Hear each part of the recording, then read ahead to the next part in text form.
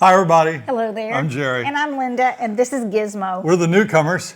Hey, I hope all you guys had a happy Father's Day. I know I did. Yes. We are babysitting the grandkids. Even still today, we're babysitting grandkids.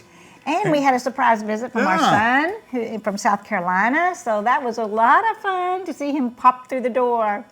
Right. He's active duty Air Force. We don't get to see him very often. That's a real pleasure. Now we've had a busy week. We got some rain finally. We finally got rain. Well, I mean, not finally. We've been getting rain, but it was a gully washer. We got some big ones over the weekend. Big rains here. We need it. Some of those ponds are still kind of low, especially down in the southern section. I don't know. I don't get it. I hope it fills up now. I think the ducks are happy and the fish are happy right now. And the alligators. And we were so lucky to be invited on a fishing trip. Our friends Dina and Elena and Elena's dad, Tony, invited us to go on a private charter. Right. And we did. We went to Monster Bass Fishing Charters. And Austin was our guide, and he was amazing. Captain Austin. Yes. And everybody caught fish. They're close by. I was surprised how close it was. They're based in Leesburg, and we went out and had a good time. I caught a couple of nice fish. Linda caught a bowfin. Have you ever heard of that? It was Lake Griffin, wasn't it? Lake Griffin. But it was beautiful. I mean, it was absolutely beautiful. Got to take some sunscreen with you. Yep. But it was good, so we appreciated Dina and Elena and Tony for setting that up. We also saw a little baby alligator. And we saw a little baby, and the captain said he sees that one every day. And what did he name it? I forget. I think he named it Linda. He named it Linda. So if you went on a charter with him, you probably get to see Linda, the alligator. Yeah. In today's show, you're going to see that a scammer is taking advantage of some people here in the villages. And how many people in villages have made a hole-in-one? Not me. A coral snake was found here, though. And do we wish we had a gated community here in the villages? All that and more coming right up. Hit it, Wally. Send us your questions, we've got your answers. Jerry and Linda's Mailbag Monday. First, we're going to go to our video question of the week. Now, you know, you can submit a video if you like. Just keep it short, somewhere around 30 seconds. Email it to us or contact me and we'll make arrangements on getting that. Any questions you have about the villages or us, you can put that on video, send it in, and we'll put it along the queue. We're backed up a few weeks now. We've got some good submissions that are coming your way.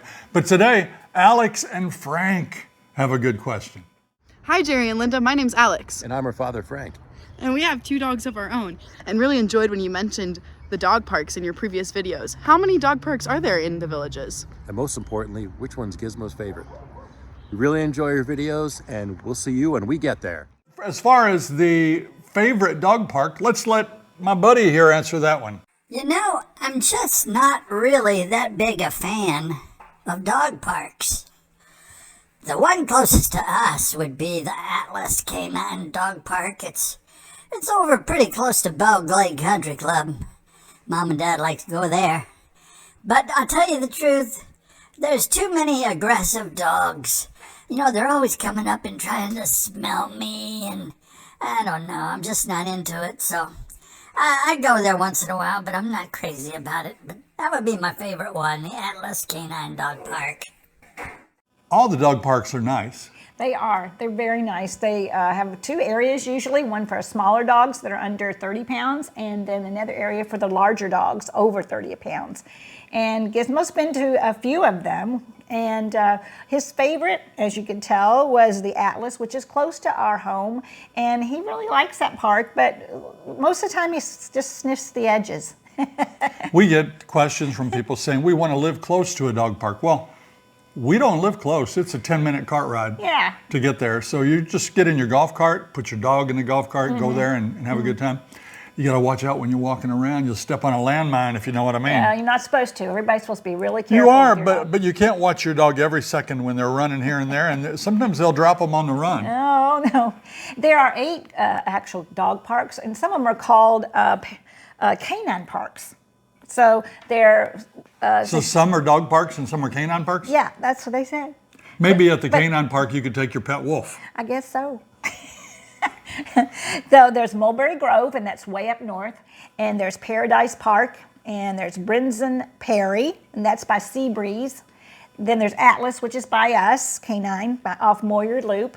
Then there's a Dudley Dog Park and Rupert Canine Park, and that's down near the Finney area. Richmond Canine Park, and then there's a Homestead, a new one, Homestead Dog Park. So you can take your dog pretty much, pretty close by. This question is from Kim and Marna. We were wondering if the village's pools are heated in the cooler months. Are the water exercise classes still comfortable to do in January through March timeframe with the cooler weather? Well, it's still technically springtime, and we went to the pool. Let's take a look. You ask about pool temperatures. Well, in the winter it's heated to what? 83 to 85. It's not heated today. It feels so good. Yes, it does. It's very warm. We're going to need some rain to cool it down, though. It's going to get hotter from here on out, but Yeah. don't worry. You can get in the pool every single day. She wondered, in water sports, do they do it all year round? Yes, we can do water sports all year round. And in December and January and February, I use a wetsuit. So I have 3 different kinds. I have short kind all the way down to the ankle. I have a jacket. It's needed. About time to break out that 2-piece bikini. Yeah, right. That's never going to happen. I talked to one fellow that plays water volleyball that plays it year round. Said last year, one day there was so much steam coming off the water, it was 40 degrees, and they still played. They couldn't find the ball. So you can play it year round here. So to recap, yes, the pools are heated. And yes, those classes go on all through the year. Although, even on the warm days, the ride home after you're wet, Yeah. it's cold. Yeah, it's a little cool. Yeah. And after a rain, too, the water gets a little cooler. So sometimes the rain has a big effect on the water, but for the most part, it's glorious. 1,339 holes in one, or is it hole in ones? I think it's holes in one. So far this year in the villages on executive courses. This year? This year. That's incredible. I figured it out. I got my calculator out.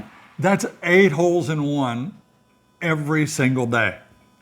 Wow. And I bet there is a statistic on which golf hole is the most popular. Well, these one are to go. executives. So, I mean, most of the holes, usually 7 or 8 out of the 9 holes are par 3s. Right. So you can reach them with an iron. It's Right. almost always a par 3. She has one. I don't have one. I just watched it go. She almost right got in another there. one. She almost had another one recently. I did. This is starting to tick me off. The next question is from Kim and Marta again. Are metal roofs allowed in the villages? When we replaced our roof here in Indiana a few years ago, we went with a metal roof. It was similar in cost to a shingle roof. It will last longer, and we got a break on our home insurance.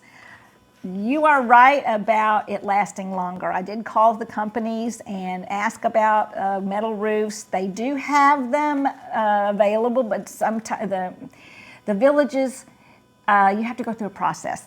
If you want to change your roof color, your shingle, or anything, you have to go through a process and go through application and ask permission for a certain color. And if you want a metal roof, it's very difficult to do. Now, again, this is where we Yeah. put in, don't trust what we tell you. Always get your own information. Yeah. But she found that in districts 1 through 5, Yeah. it's possible. Then she found in 6 through 13, it's never been done, right? No, it's very hard. They will not allow the single sheets like that. You can get metal shingles. I talked to a roofer. There is such a thing as metal shingles, but you'll have to apply at the ARC, the accreditation board, or the AR, what's it called, Jerry? Architectural Review Yes, Committee. there you go, that's it. And there has not been any people that have gotten those metal shingles. But the pools, the buildings at the pools, the buildings at the rec centers, the outhouses, or I don't say outhouses, what are they? Restrooms at the golf courses. Yeah, they're outhouses. You know, and even some of the rec centers are metal roof. Metal roofs. So obviously that's what we should have. Or Yeah, well, they probably do it for that reason because they don't want to replace them. It's a longer. I don't want to replace it either. I know, but they want the neighborhoods to look the same. They don't want, here's a metal roof, here's a shingle roof, here's a metal roof, here's a shingle roof. So they want everything to be pretty much to look alike. Okay. A.J. Wells writes, do you sometimes wish that the Villages was a gated community? Why or why not? A.J., I do wish that it was a real gated community. Our son lives in a gated community. Yes. And you cannot get in there if, just anybody off the street. It's difficult. Yeah. And that's a little element of safety. Here, anybody can come in with the push of a button. So it's not really called a gated community, it's called a community with gates. This week, two different times I got the question, what good are those gates? Yeah. Anybody can come in. They're put there to stem the flow of traffic, stopping cars so that golf carts can safely cross. That's true. Without that, we would have some broadside collisions, car versus cart, Yeah. and that's not a good thing. No. This is from Ted. I don't remember if you have 1 or 2 cars. Do you folks find that you need 2 golf cars? We have 1 car, and we love having just 1 car. Love that tremendously. 2 golf carts, we used them quite a bit at the very beginning, 2 or 3 years, because we were both golfing quite a bit. We've kind of slowed down on golf, but I love having my own golf cart. He loves having his own golf cart, so it's not necessary, but it's nice. We can definitely get by with 1 car, Yeah. but for example, when she goes to work at Bargains and Blessings, I invariably have something I want to use the car for, Yeah. and it's gone all day. So we could use 2 cars, but Yeah. we work around it. Everybody, We and do. it's so nice. We had 3 cars back in Indiana. We had a F-150 pickup truck, loved it. Had a Jeep Wrangler, really loved it, and we had our current car. So we got rid of 2 vehicles. I think the golf carts take the place of the Jeep. I think so. We would take the top off, take the doors off, and we'd Yeah. fly around. Right. And it's kind of what you get with a golf That's cart. true. Well, we think a golf cart for each of us and a car is plenty. And I'll bet we could get by with 1 golf cart. We probably could. Pat Moore encountered a coral snake here in the Villages, in the village of Caroline. Okay. Now remember, the coral snake and the scarlet king snake look a lot alike. You have to remember the old slogan, red touch yellow, kill a fellow, red touch black, venom lack. And this is a coral snake, and she found it on her sidewalk. She said it slithered off shortly after the picture was taken. She didn't kill it, and we appreciate that. Yeah. They are really, really venomous. I mean, but they're not aggressive, and they don't have fangs, like the water moccasin, the cottonmouth, or like the rattlesnake. copperhead or the rattlesnakes. They have fangs. This one just has teeth, and the venom is kind of chewed when it bites something, chewed into you, but very deadly. If So, you do see a red and yellow snake of any kind, I wouldn't touch it. call me. I'd love to see it. Yeah. This is from Ted. Are the clubs in the Villages restricted to only residents in the Villages? Yes, the clubs are for just the villagers. And of course, you have to show your little ID when you go in, and that gets you in. We just don't want a room full of hundreds of people, because the room only holds so much, and the instructor there just wants a certain amount of people in their clubs, and they kind of limit things too. So yeah, the clubs are just for the villagers. That is if it's an official Villages club. If you started a club in your own home, you could invite anybody in the world to come to your club at your home. Oh, yeah. But if it's listed in the Villages newspaper, and it's at one of the rec centers especially, Right. you would need to be a Villages resident. Yeah. We talked about a scam at the top of the show. One of our dear friends received a call from her grandson the other day. And the grandson said, "Grandma." And she said, "Yes." And she said, "What's wrong?" He said, "I've been in an accident." And she goes, "You sound funny." He said, "Well, I broke my nose in the accident." He said, "But long story short, I rammed into a car at an intersection, and they're holding me in jail. I need $6,500 bond." And the lady had children? Said the lady was pregnant and in the hospital in critical condition. So that's why they were holding him for bail. And so she was in a tizzy, and she called me, wanted to know, do I know a bail bondsman? How can she get her hands on the money, and who does she pay? And he called her back and told her she needed to take cash, and he told her where to take it. Well, that's where we left it. And a little bit later, she called back and said it was all a scam. That wasn't really her grandson. So She came that close to giving that money away. Yes. If you get a call like that, don't believe it. Make sure it's who you think it is. Call the sheriff or the, what is it? Seniors versus Crimes. Yes. And give them a heads up what's going on. Well, she did. She eventually reported this. You know, it sounded fishy from the get-go because this kid's 17 or 18 years old, and he didn't call his parents. He called his grandma. Well, she should have told him right away, call your parents. Call your parents. He said, I don't want to tell them on the phone. I need to talk to them in person to tell them what happened. I guess they think grandparents are suckers, right? Yeah. You know? Yeah. So watch out. Everybody's trying to get in, Yeah.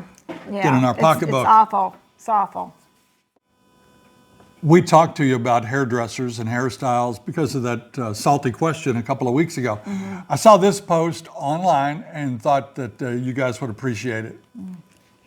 Is it normal to leave a hair salon looking like this when you paid $210 plus a tip? I didn't see it when I was at the salon because my hair was down and it covered it. But the moment I pulled it back, I was embarrassed. Yeah, I mean, that's just, Yeah. you know, people ask us how much, can you recommend a hairstylist and how much is it? You know, I guess it's all over the board, but $210 plus tip. So, you know, that's quite a blow. Yeah. And she hated her hair.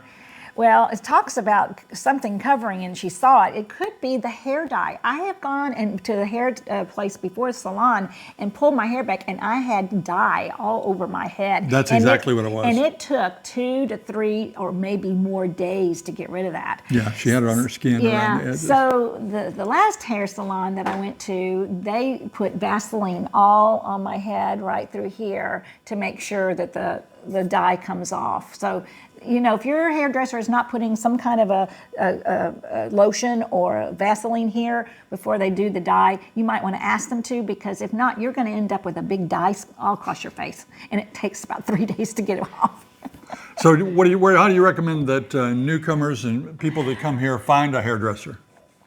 Well, definitely next door. I would post a question, where's the best place to go, which is the cheapest and the best hairdressers around, and you're going to get a wide variety from the north of the villages to the south, but it's difficult. You want to find some places you're comfortable with, the person you're comfortable with, and actually even the room. The last place I went to, I wasn't real comfortable in the actual room.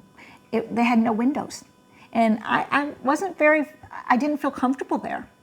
And you know, people want to know how much is it going to cost. But people are reluctant here to put down how much they spent for something. This person did. Yeah.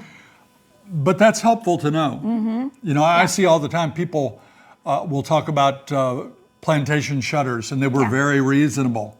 Well, what does that mean? What does that mean to the person? Or there was an interior painter, he came and painted my gardenia, and he was very reasonable. Yeah. You know, it's helpful when you respond to things like that if you put the price, and especially on hairdresser, don't you think? Yes, yeah, absolutely. Because, I mean, it can range from $85 up to, here, $210. And that's crazy if you go every six to 7 weeks. Or less. Or less. Yeah. So, some upcoming entertainment. We have Juanita Lolita, and she's a comedian. She'll be at the Lazy Mac's Taco Shack on June 21st, and I hear she's very funny. It's only like $15 to go there, so that's kind of nice. And there's the 3 Dog Night Experience on June 23rd at the Savannah Center, and that's at 7 o'clock, and the tickets start at $35 and go on up. And June 24th, One Night in Memphis, the Savannah Center, and that's all about the 1950s music. Could be just any kind of blues, light rock and roll. What else is the 1950s? Anyway, that's going to be a great show.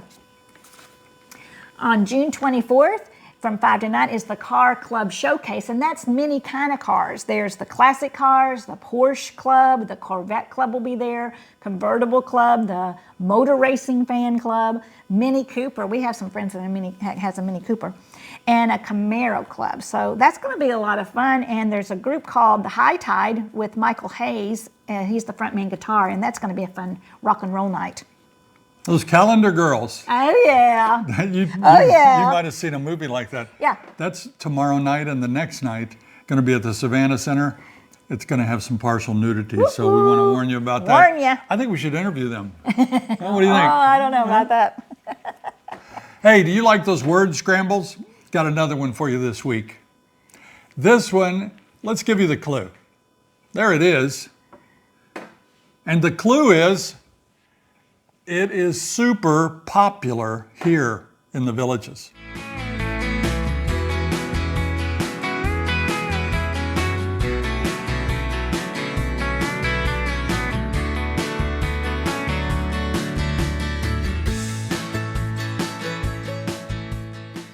Now, there you go.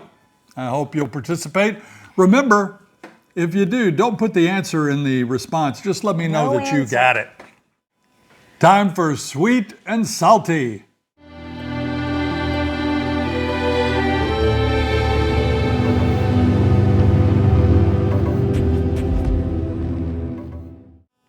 This is from Cindy. Tim and I are very appreciative of all of your time, energy, creativity, passion, and resources you put forth twice a week to inform and entertain us. Oh, that's nice to say. Yeah. We hope we entertain you. Well, we enjoy it. Gary, on the other hand, with his salty comment, he's not quite as impressed as Cindy. He said he turned it off after 5 minutes because they, meaning us, covered nothing in the first 5 minutes except nonsense. I watch sometimes as I find it funny at how little they and others know about anything. I wish Gary had included the link to his channel on there so I could see how we should be doing it. Same thing I was going to say. Thank you, Gary, for that. And, you know, that first 5 minutes, we're just kind of letting you know how we are, how the week went, you know. Yeah. Anyway. Once in a while, we'll get a gift in the mail, and we wanted to share a couple of those with you that came this past week. 3 books. This first one is Blodgett Canyon, and Gary and Debbie Lauer sent that to us. They are dog lovers just like we are, and they sent that. Appreciate it, and we will read that. And this is an adorable book called How to Be a First-Class Angel and the Child of God That You Were Created to Be by Francesca Bellamore.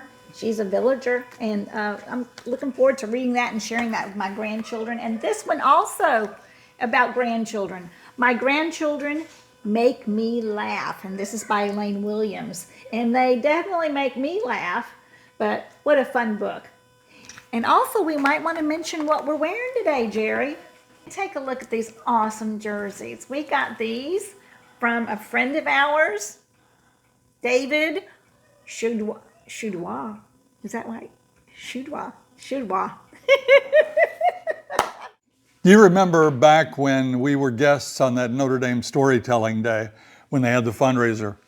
Well, we met a fellow through that named David Choudois, and he sent us these beautiful Notre Dame storytelling shirts. Yes. We love them. And they fit beautifully. Fit perfect. Oh my gosh. Yeah, I love that. So thank you, David. We really do appreciate those. Well, we have a lot of nice viewers, and we appreciate all of you. And we appreciate you so much. We're going to do some shout-outs.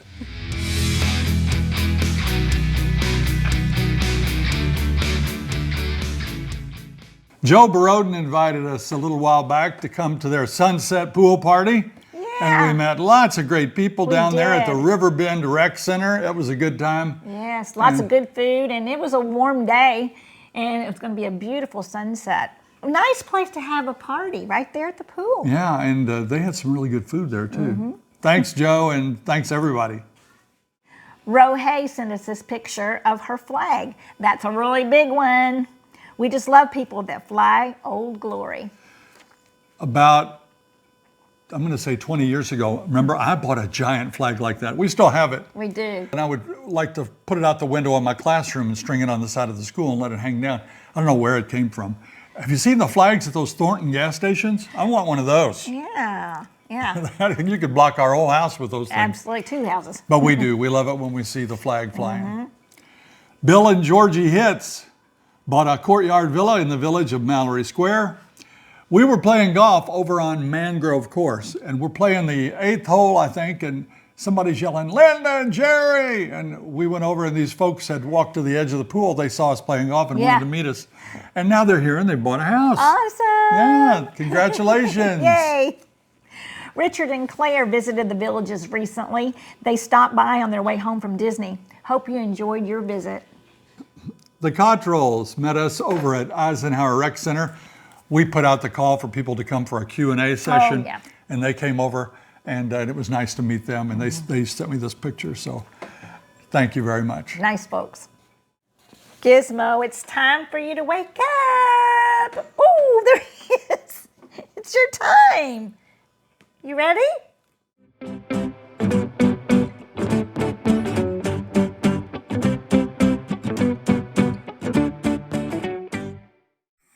I was gonna cook dinner the other night, and I thought, you know, why not cook up some alligator, because there's a lot of them around here.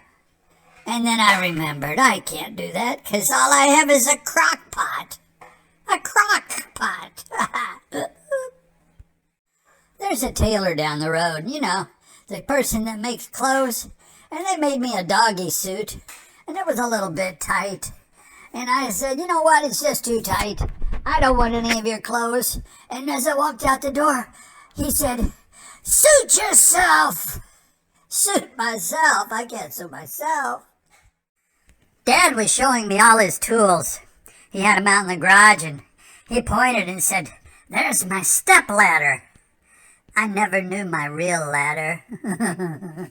Hey, everybody, keep sending these great jokes in. I'll see you next week.